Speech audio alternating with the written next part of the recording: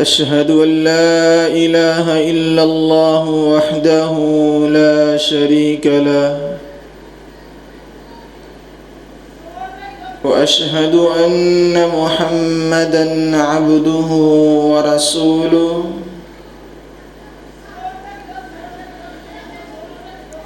يا أيها الذين آمنوا اتقوا الله حق تقاته ولا تموتن إلا وأنتم مسلمون يا أيها الناس اتقوا ربكم الذي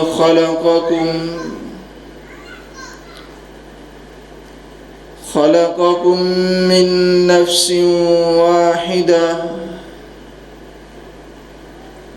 وخلق منها زوجها وبث منهما رجالا كثيرا ونساء واتقوا الله الذي تساءلون به والأرحام إن الله كان عليكم رقيبا يا أيها الذين آمنوا اتقوا الله وقولوا قولا سديدا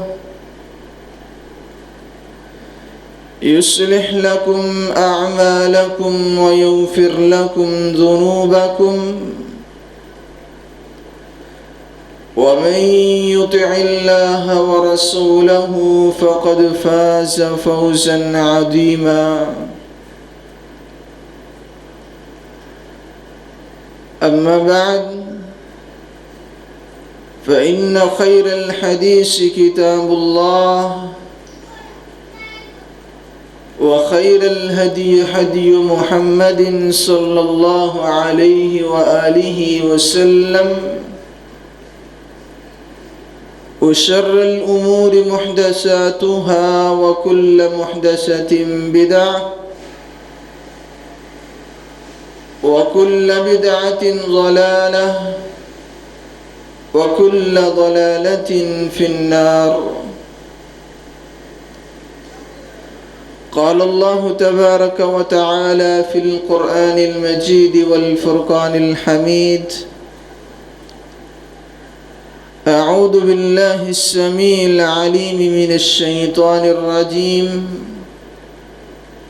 من همزه ونفخه ونفسه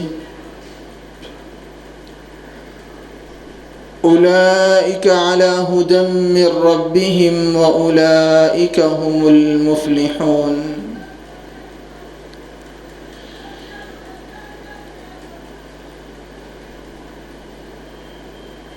لائق ست کریم سمعین مکرم،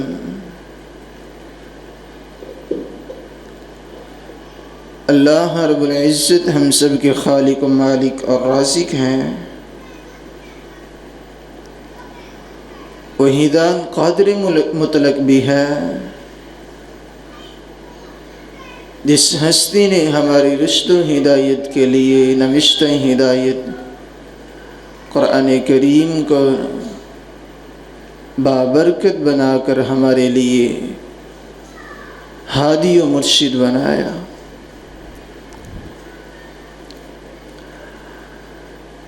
اللہ تعالیٰ کا جتنا بھی انسان احسان شکریہ ادا کرے، جس قدر بھی اللہ رب العزت کی عبادت اور ریاضت کے اندر لگا رہے،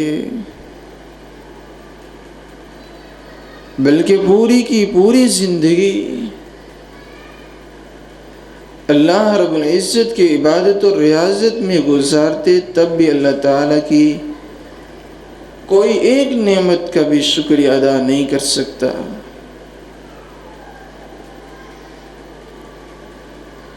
یہ اللہ تعالیٰ کی سلیکشن ہے. اللہ تعالیٰ جس کو چاہتے ہیں عزت و معاب سے نواز دیتے ہیں، اور جس سے چاہتے ہیں تزلزل کی زندگی گزارنے پر مجبور کر دیتے ہیں. یہ اللہ تعالیٰ کی سلیکشن ہے. ان اللہ اصطفى اللہ یصطفی من الملائکۃ رسلا ومن الناس، اللہ تعالیٰ جس سے چاہتے ہیں اپنی ذات کے لیے مقرر کر دیتے ہیں، اور جس سے چاہتے ہیں دنیا داری کے لیے اس کا مقرر کر دیتے ہیں۔ کھربوں فرشتوں میں سے اللہ تعالیٰ نے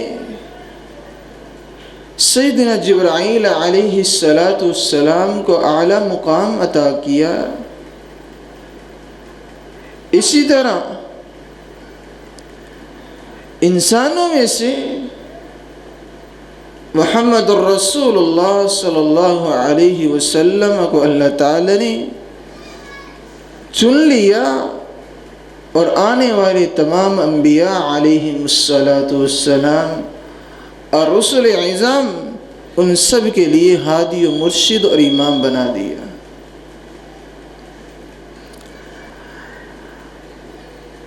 اللہ تعالیٰ جسے چاہتا ہے نیکی کے راستے پر چلا دیتے ہیں، اور جسے چاہتے ہیں نیکی کے راستے سے دور کر دیتے ہیں۔ آپ صلی اللہ علیہ وسلم کے صحابہ کرام رضی اللہ عنہم، جن کے بارے میں اللہ تعالیٰ نے قرآن کریم میں صفات بیان کیے ہیں، اولئک هم الراشدون، یہی لوگ ہادی و مرشد ہیں، ہدایت والے ہیں۔ راشد جن کو ہدایت دی گئی ہے، اولئک هم المفلحون، یہ اللہ تعالیٰ کہتے ہیں یہی لوگ کامیاب ہیں۔ اولئک هم الصادقون، یہی لوگ سچائی والے ہیں۔ کہیں اللہ تعالیٰ نے رضی اللہ عنہم ورضوا عنہم کے القاب سے یاد کیا۔ یہی لوگ کامیاب اور فلاح پانے والے ہیں اور ہدایت پر ہیں۔ کون صحابہ کرام رضی اللہ عنہم جن کے بارے میں اللہ تعالیٰ کے رسول صلی اللہ علیہ وسلم نے بیان کیا تھا، فرمایا لا تسبوا اصحابی، میرے صحابہ کو گالی نہ دو، میرے صحابہ کرام رضی اللہ عنہم کے بارے میں بد زبانی نہ کیجیے، صحابہ کرام رضی اللہ عنہم کے بارے میں اپنی زبان کو بد نہ کرو۔ فلو ان احدکم انفق مثل احد ذهبا ما بلغ مد احدهم ولا نصیفا، آپ صلی اللہ علیہ وسلم نے فرمایا تم میں سے کوئی ایک شخص، صحابہ کرام رضی اللہ عنہم کے علاوہ کوئی بھی شخص، کوئی بھی انسان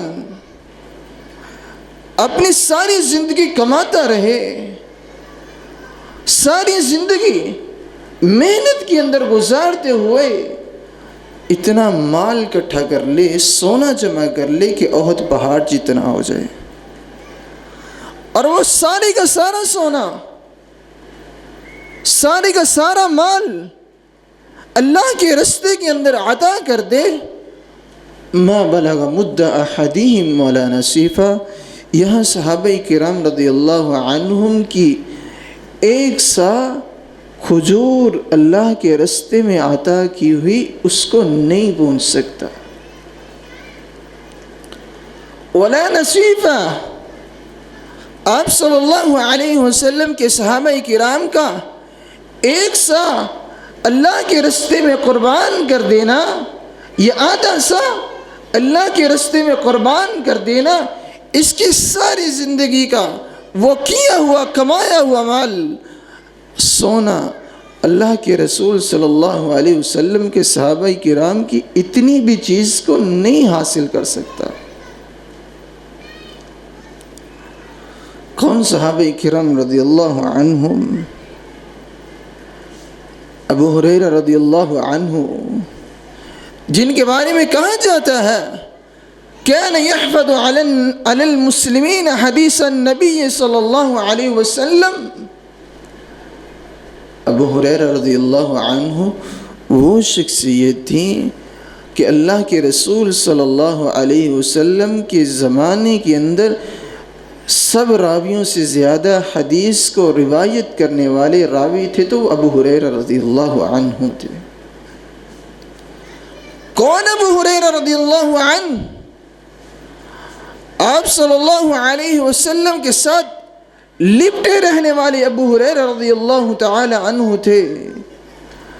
آپ صلی اللہ علیہ وسلم کی حدیث کو حاصل کرنے کی طاقت اور تڑپ رکھنے والے ابو ہریرہ رضی اللہ تعالی عنہ تھے. بھوک برداشت کی، پیاس برداشت کی، لیکن اللہ کے رسول صلی اللہ علیہ وسلم کی حدیث کو لکھنے میں کمی نہیں کی. اور منکرین حدیث نے یہ بھی کہہ دیا، ابو ہریرہ رضی اللہ تعالی عنہ کے بارے میں الزامات لگانے شروع کر دیے اور کہا یہ ابو ہریرہ رضی اللہ عنہ اس طرح کرتے ہیں کہ اپنے پاس سے اللہ کے رسول صلی اللہ علیہ وسلم کا نام لے کے حدیثیں کرتے ہیں. وہ ابو ہریرہ رضی اللہ تعالی عنہ حدیث یاد کرتے ہیں. اللہ کے رسول صلی اللہ علیہ وسلم کے پاس آئے کہ اللہ کے رسول میں بھول جاتا ہوں، حدیث یاد کرتا ہوں لیکن ذہن سے اتر جاتی ہے. آپ صلی اللہ علیہ وسلم نے کہا کپڑا لایا جائے، اس کو بچھایا جائے. صحابہ کرام رضی اللہ عنہم نے کپڑا موجود کیا، ابو ہریرہ رضی اللہ تعالی عنہ نے بچھا دیا. اللہ کے رسول صلی اللہ علیہ وسلم نے 3 جلو بڑے اور اس کے اندر ڈال دیے اور کہا ابو ہریرہ اسے سینے سے لگا لو. کہتے ہیں جب سے اللہ کے رسول صلی اللہ علیہ وسلم کی وہ دی ہوئی چادر کو سینے سے لگایا ہے، اس کے بعد کوئی بھی ایسی حدیث نہیں جو بھول جائے. اللہ کے رسول صلی اللہ علیہ وسلم کی وہ حدیث مجھے یاد رہتی ہے، میں اس کو لکھ لیتا ہوں. کون صحابہ کرام رضی اللہ عنہم؟ سیدنا ابو ہریرہ رضی اللہ تعالی عنہ بیان کرتے ہیں کان النبی صلی اللہ علیہ وسلم بارزا یوما للناس. آپ صلی اللہ علیہ وسلم کے پاس صحابہ کرام بیٹھے ہوئے تھے اور آپ ایک نمایاں جگہ پر موجود تھے. فأتاه رجل، ابو ہریرہ رضی اللہ عنہ بیان کرتے ہیں ایک آدمی آیا، سیاہ بالوں والا، سیاہ داڑھی والا. اور ابو ہریرہ رضی اللہ تعالی عنہ بیان کرتے ہیں اس پر کوئی سفر کے آثار نظر نہیں آ رہے تھے، اس پر کوئی اس طرح کے آثار نظر نہیں آ رہے تھے کہ اس نے گھوڑے پر سواری کی ہو یا کسی خچر پر سواری کی ہو، اونٹ پر سواری کی ہو، پیدل چل کے آیا ہو. کوئی کسی قسم کا گٹھا نہیں تھا، مٹی نہیں تھی. فأتاه رجل، ایک آدمی آیا اور بیٹھ گیا. اور سیدنا عمر رضی اللہ تعالی عنہ بیان کرتے ہیں آتے ہی اللہ کے رسول صلی اللہ علیہ وسلم کے گھٹنوں کے ساتھ گھٹنے والا ہے اور کہا اے اللہ کے رسول صلی اللہ علیہ وسلم مل ایمان، ایمان کیا ہے، ایمان کس چیز کا نام ہے؟ تو اللہ کے رسول صلی اللہ علیہ وسلم نے فرمایا ان تؤمن باللہ وملائکتہ وکتبہ ورسلہ والیوم الآخر وبالقدر خیرہ وشرہ. آپ صلی اللہ علیہ وسلم نے 6 چیزیں ان کو بیان کی. ان تؤمن باللہ، سب سے پہلی چیز اللہ پر ایمان لے آؤ. وملائکتہ، اللہ تعالیٰ کی وہ چنیدہ ہستیاں فرشتوں پر ایمان لاؤ. وکتبہ، اللہ تعالیٰ نے آسمانوں سے جو کتابیں نازل کی ہیں ان پر ایمان لانا یہ بھی ایمان کی نشانی ہے. ورسلی، اللہ تعالیٰ نے دنیا کے اندر جتنے بھی انبیاء کرام نازل کیے ہیں ان کو تشریف آوری ہوئی ہے، ان پر ایمان لانا بھی ایک مومن کے ایمان کا حصہ ہے۔ والیوم الآخر، آخرت پر یقین رکھنا، آخرت کو جاننا کہ واقعتاً کوئی اس طرح کا دن آ جائے گا، سارے مسلمان، سارے لوگ انسان یہاں سے چلے جائیں گے، دنیا تباہ ہو جائے گی، ریگستان بنا دیا جائے گا۔ اس دن پر ایمان لانا بھی ایک مسلمان کے ایمان کا حصہ ہے۔ وبالقدر خیرہ وشرہ، اور چھٹی چیز یہ ہے اللہ کی تقدیر پر ایمان لانا، تقدیر اچھی ہو یا بری، ان 6 چیزوں پر ایمان لانا یہ ایمان کا حصہ ہے۔ اس آنے والے آدمی نے دوسرا سوال کیا، یا رسول اللہ صلی اللہ علیہ وسلم ما الاسلام، اسلام کیا ہے؟ آپ صلی اللہ علیہ وسلم نے فرمایا ان تعبد اللہ ولا تشرک به شیئا وتقیم الصلاة وتعزی الزکاة وتصوم رمضان وتحج البیت الحرام۔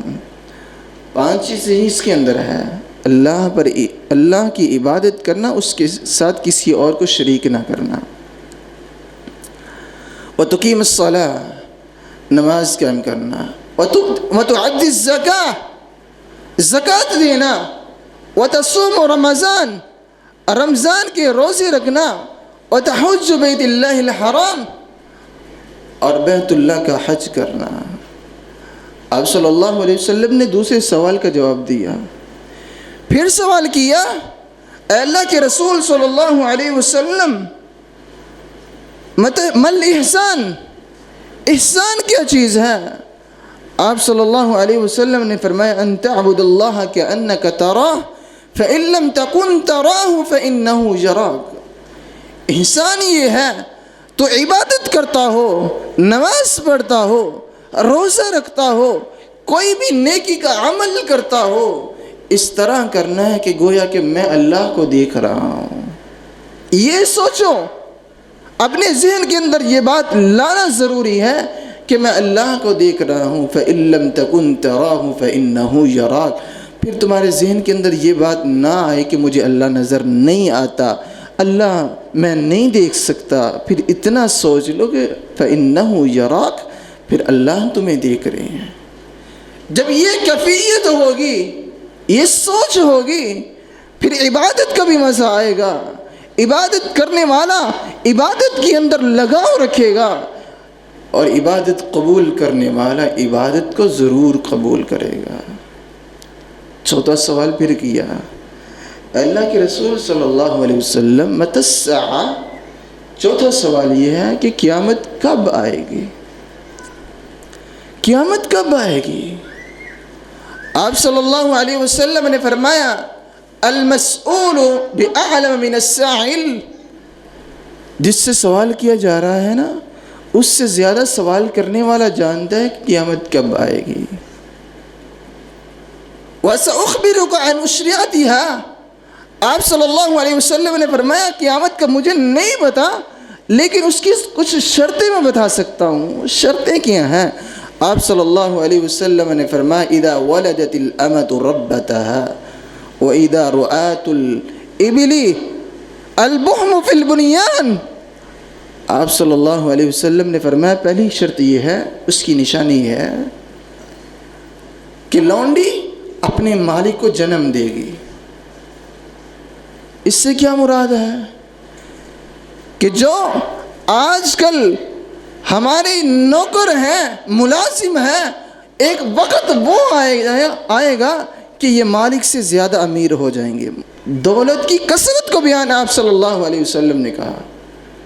اور دوسرا یہ ہے رعاۃ الابل البحم فی البنیان، یہ جو آپ چرواہے دیکھتی ہیں، اونٹ چڑھانے والے، وقت ہوگا کہ ان کے پاس اتنی عمارتیں ہوں گی، اتنی کوٹھیاں ہوں گی، بنگلے ہوں گے، ایک دوسرے سے ضد کرے گا کہ میری بلڈنگ زیادہ اونچی ہے، دوسرا کہے گا میری زیادہ اونچی ہے۔ اس سے بھی کثرت مال مراد ہے۔ جب وہ 2 شرطیں ہیں، مال کی کثرت قیامت کی نشانی ہے۔ اور اس کے بعد اللہ کے رسول صلی اللہ علیہ وسلم نے یہ آیت کریمہ تلاوت فرمائی اور کہا ان 5 چیزوں کا علم صرف اللہ کے پاس ہے۔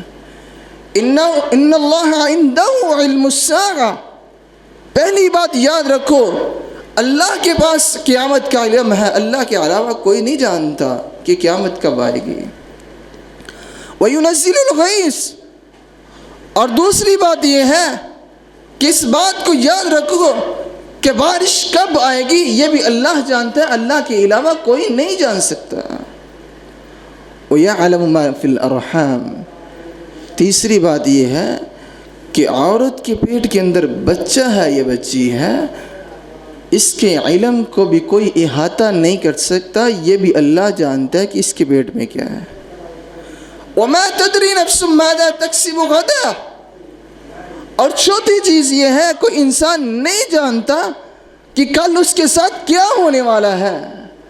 وَمَا تَدْرِي نَفْسٌ بِأَيِّ أَرْضٍ تَمُوتُ، پانچویں چیز یہ ہے کہ انسان نہیں جانتا کہ وہ کہاں مرے گا۔ ان اللہ علیم خبیر، ان تمام چیزوں کا علم اللہ رب العزت کے پاس ہے۔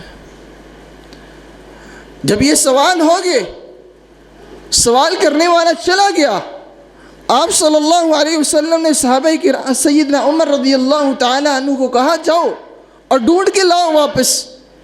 جاتے ہیں، فردو، آتے ہیں، اللہ کے رسول صلی اللہ علیہ وسلم وہ نہیں ملا۔ آپ صلی اللہ علیہ وسلم نے فرمایا ھذا جبرائیل اتانی یعلم الناس بدینہم، یہ جبرائیل تھے، تمہارے پاس آئے تھے تمہارا دین سکھانے کے لیے۔ اور یہ بھی فرمایا کہ اس طریقے سے بیٹھنا، گھٹنوں سے گھٹنے ملا کر یہ ادب سکھا گئے ہیں کہ کوئی انسان آج کی سائنس پروف کرتی ہے گھٹنوں کے بل بیٹھتا ہے اور پھر وہ علم حاصل کرتا ہے، وہ صحیح ترین علم حاصل کر سکتا ہے۔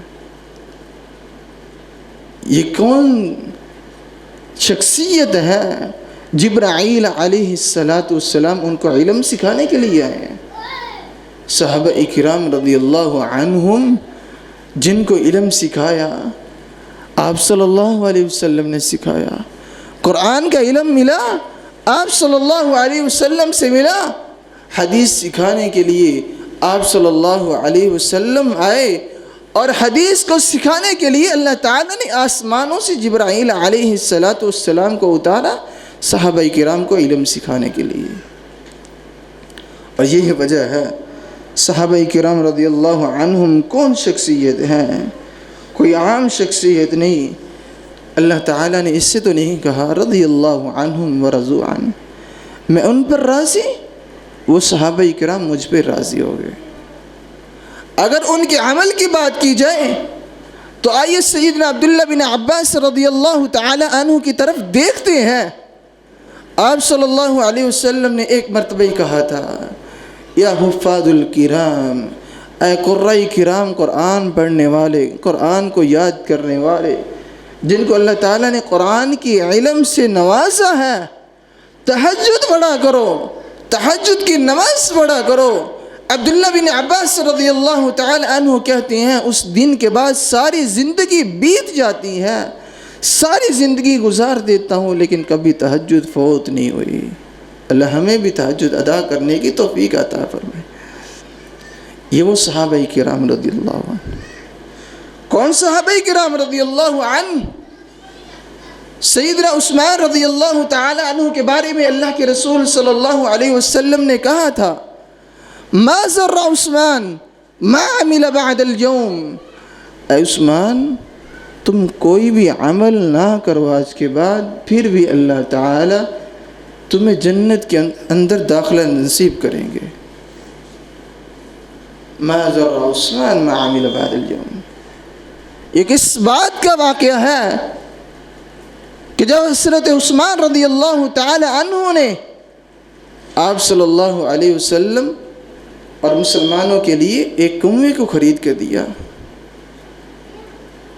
اگر مال دولت خرچ کرنے کی بات آ جائے تو صحابہ کرام رضی اللہ تعالی عنہ نے جتنی تکلیفیں سہیں آپ صلی اللہ علیہ وسلم کے لیے گھر بار چھوڑا، آپ صلی اللہ علیہ وسلم کے لیے مکے جیسا خوبصورت شہر چھوڑ کر مدینے رخصت ہوئے، کوئی عام بات نہیں، لیکن اللہ کے رسول صلی اللہ علیہ وسلم کے لیے کون صحابہ کرام رضی اللہ عنہ، آپ صلی اللہ علیہ وسلم نے ایک اعلان کیا، تصدقوا تصدقوا تصدقوا، اے میرے صحابہ صدقہ کرو، جنگ کی تیاری کرنی ہے، مجاہد تیار کرنے ہیں۔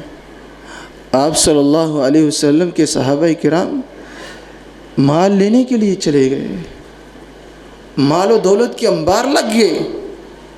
ایک آواز پر سیدنا عمر رضی اللہ تعالی عنہ بیان کرتے ہیں، جب اللہ کے رسول صلی اللہ علیہ وسلم یہ کہا کہ صدقہ کرو، کہتے ہیں میں گھر جاتا ہوں، گھر میں جتنا بھی مال تھا آدھا مال گھر میں چھوڑا، آدھا مال اللہ کے رسول صلی اللہ علیہ وسلم کی خدمت میں حاضر کر دیا۔ آپ صلی اللہ علیہ وسلم نے پوچھا، اے عمر کتنا مال لے کے آئے ہو، کتنا گھر کے اندر چھوڑ کے آئے ہو؟ کہا اللہ کے رسول صلی اللہ علیہ وسلم جتنا بھی مال تھا، جتنا بھی کچھ پڑا تھا، آدھا مال آپ کی خدمت میں پیش کر دیا ہے، آدھا مال اللہ میں نے اپنے گھر کے اندر چھوڑ دیا ہے۔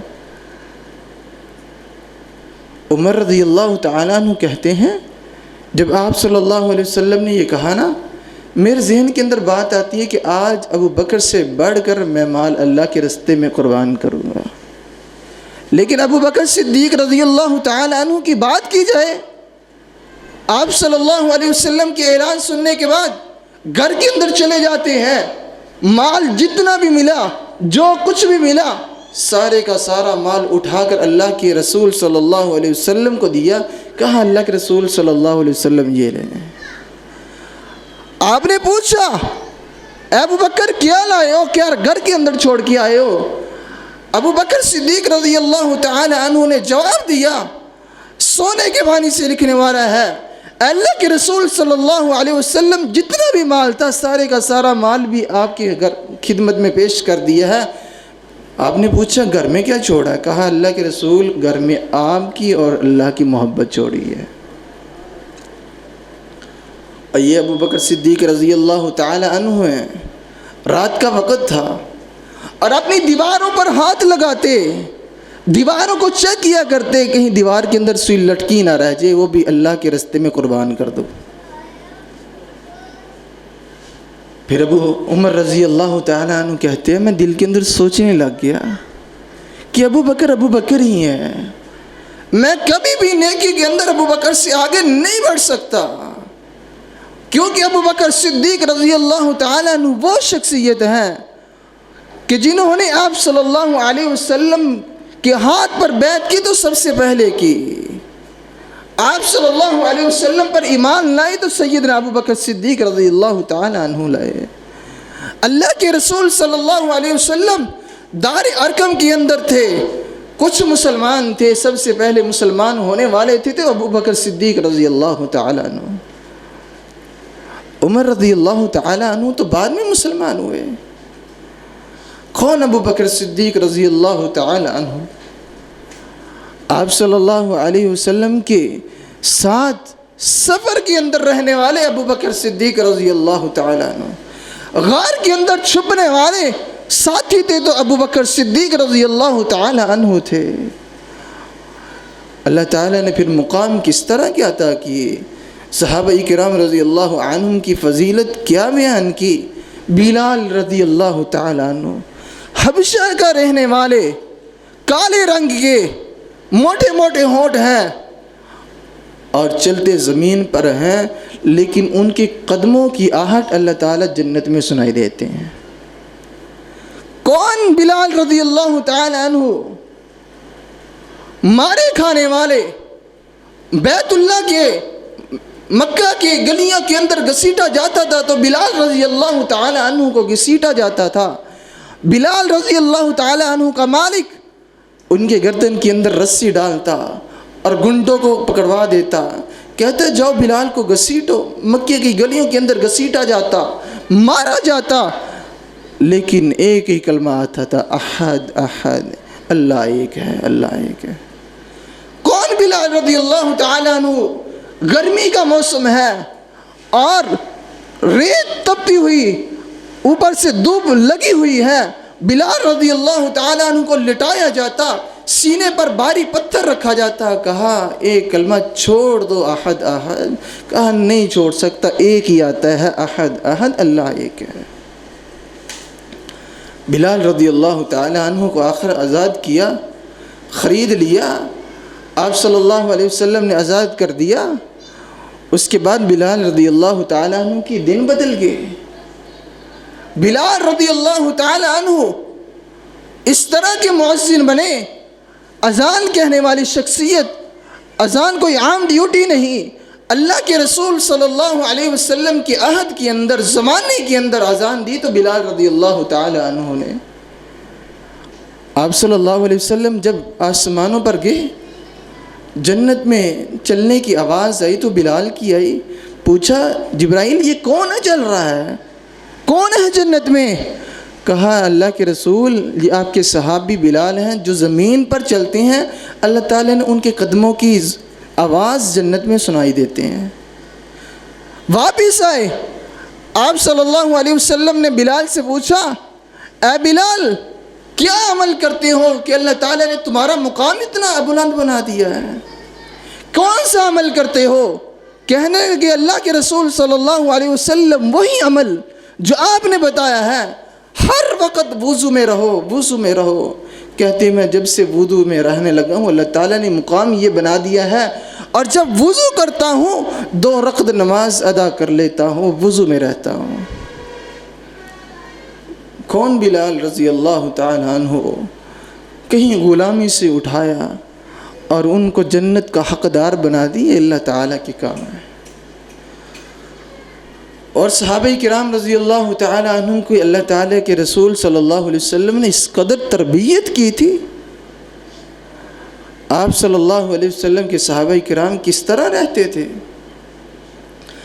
محمد رسول اللہ والذین معه اشداء علی الکفار رحماء بینہم تراہم رکعا سجدا یبتغون فضلا من اللہ ورضوانا۔ صحابہ کرام رضی اللہ تعالیٰ عنہ اشداء علی الکفار، جب جنگ کی باری آتی، کفار سے لڑنے کی باری آتی تو بہت سخت ہو جاتے، سخت مزاج ہو جاتے۔ رحماء بینہم، جب آپس میں گفتگو کرتے بڑے نرم آہستہ انداز میں بات کیا کرتے۔ اور یہی وجہ ہے آپ صلی اللہ علیہ وسلم کے 2 بڑے صحابی سیدنا ابو بکر صدیق رضی اللہ تعالی عنہ اور سیدنا عمر رضی اللہ تعالی عنہ آپ صلی اللہ علیہ وسلم پاس موجود ہیں۔ ان کی ایک بات سے تکرار ہو گیا، بحث ہو گئی۔ ابو بکر صدیق رضی اللہ تعالی عنہ کہتے ہیں فلاں قبیلے کا سردار فلاں شخصیت کو بنایا جائے۔ عمر کہتے ہیں نہیں، فلاں شخص کو بنایا جائے۔ ابو بکر صدیق رضی اللہ تعالی عنہ نے کہا اے عمر تو ہر وقت میری مخالفتی کرتے رہتے ہو، اتنی سی بات کی۔ اللہ کے رسول صلی اللہ علیہ وسلم پاس موجود تھے، فوراً قرآن نازل ہو گیا، اور قرآن کی وہ صورت، قرآن کی وہ آیت اللہ کے رسول صلی اللہ علیہ وسلم کے سینے مبارک و اطہر پر اللہ تعالی نے نازل کر دی۔ کیا بیان کیا؟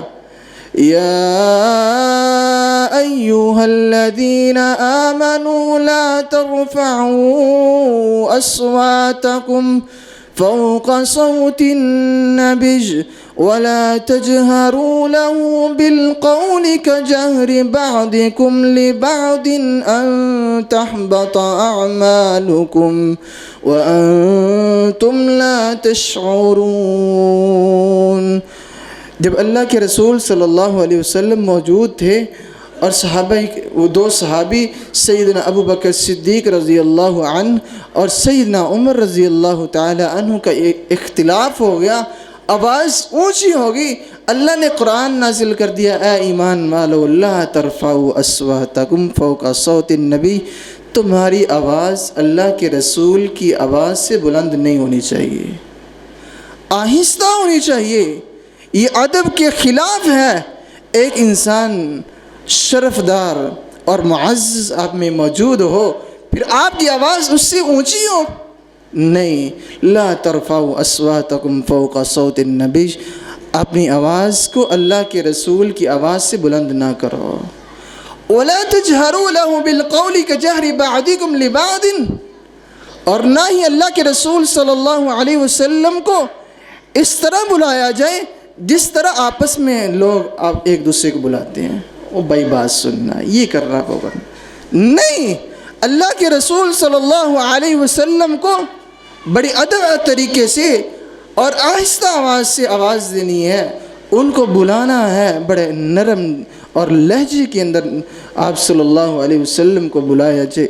ان تحمد اعمالکم وانتم لا تشعرون، اگر تمہاری آواز اونچی ہوگی یا تم نے کوئی بھی اس طرح کی حرکت کر دی، تحبط اعمالکم وانتم لا تشعرون، اللہ تعالیٰ تمہارے ساری کی ساری نیکیاں ضائع کر دیں گے، گناہ بڑھا دیں گے، وانتم لا تشعرون، تم جانتے بھی نہیں ہوگے۔